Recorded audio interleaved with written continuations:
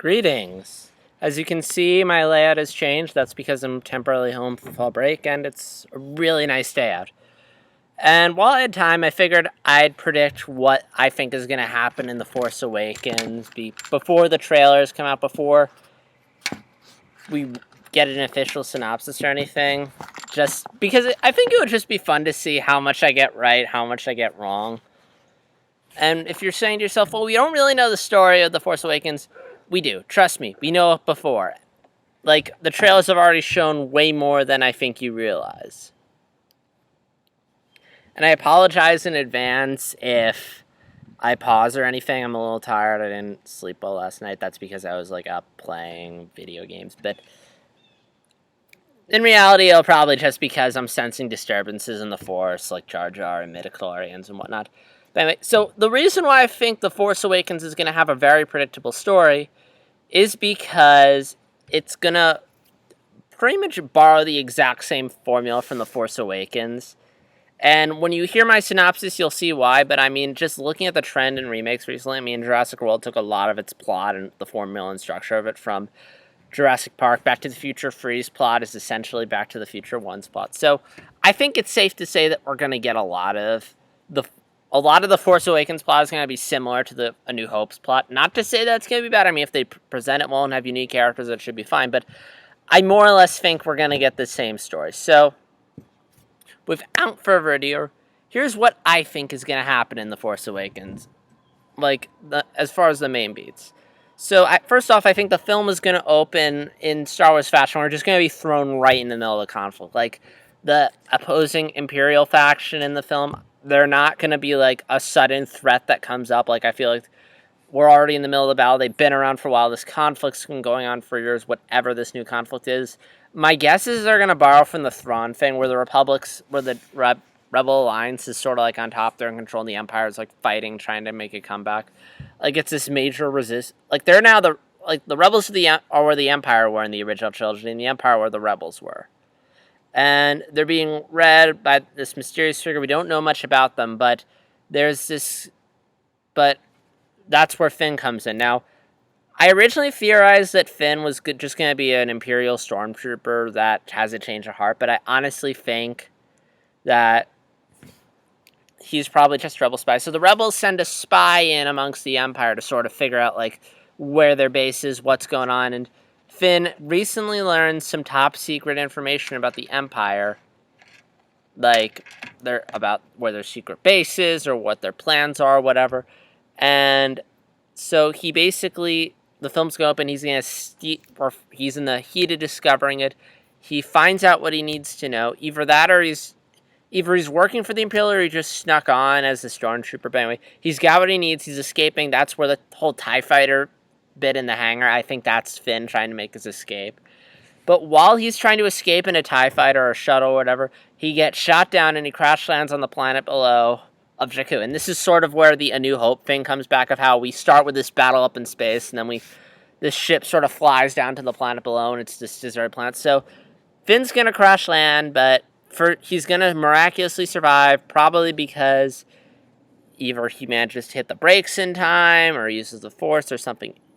Abrams might go a step further and make an escape pod, but I think it's going to be a crashed TIE fighter. And so he crashes, and that leads to the opening shot. There's an awakening. We see, the stormtrooper's head come up, and he's, walking through the desert. I think that's Finn right after the crash walking through the desert. And while he's walking around, he's going to meet Daisy Ridley's character,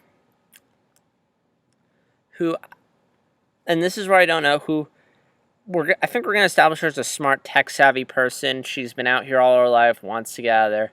And Finn needs her help to get out. And, it's tricky kind of predicting the story because I don't really know anything about the characters. I just sort of beats the story. So, they're going to find her, and she agrees to help get him off the planet. Meanwhile, the Imperials are looking for Finn for some reason. I guess he must have some top-secret information that they don't want the rebels to get. So they send some guys after him, some TIE fighters to bombard the area and stuff.